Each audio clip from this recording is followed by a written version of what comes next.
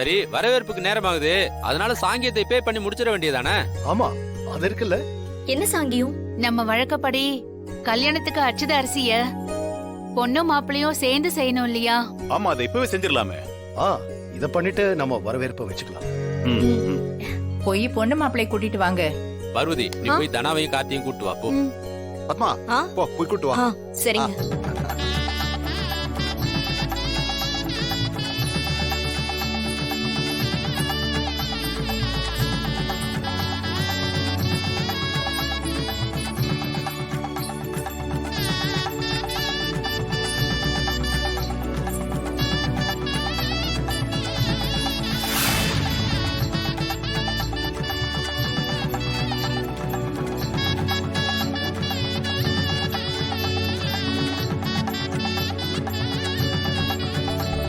மாலை எடுத்து கொடுங்க.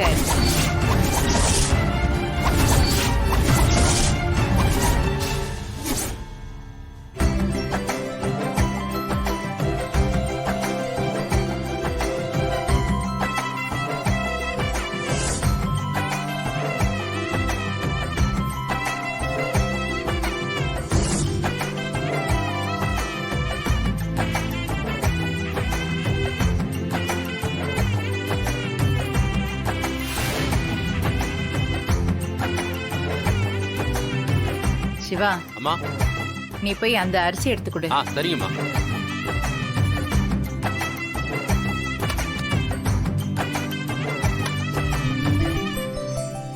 நீங்க 2 பேரும் மஞ்சளும் அரிசியும் சேர்த்து நீங்க தான் அட்சதை செய்யணும்.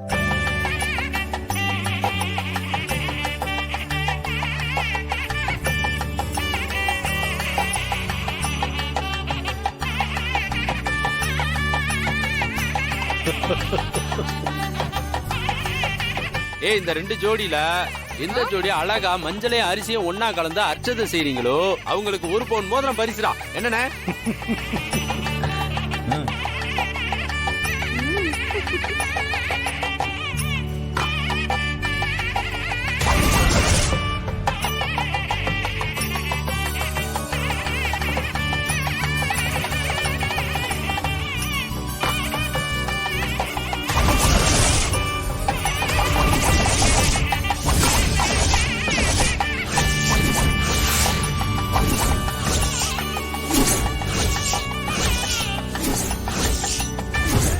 ரொம்ப சந்தோஷப்படாத மாயா. நீ செய்யற இந்த அட்சத அரிசி என் தலையில தான் விழப்போகுது. ஆனா இந்த கல்யாணம் நடந்து முடியறப்ப ஒரு புது பகை தொடங்கும். கல்யாணம் முடியறப்போ உங்க குடும்பத்துல ஒரு உயிர் போகும்.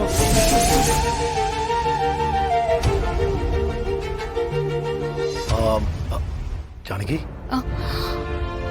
ஏன் ஒரு மாதிரியா இருக்க?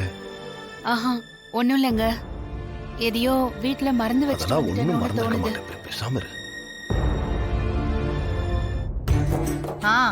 சரி சரி போதும்.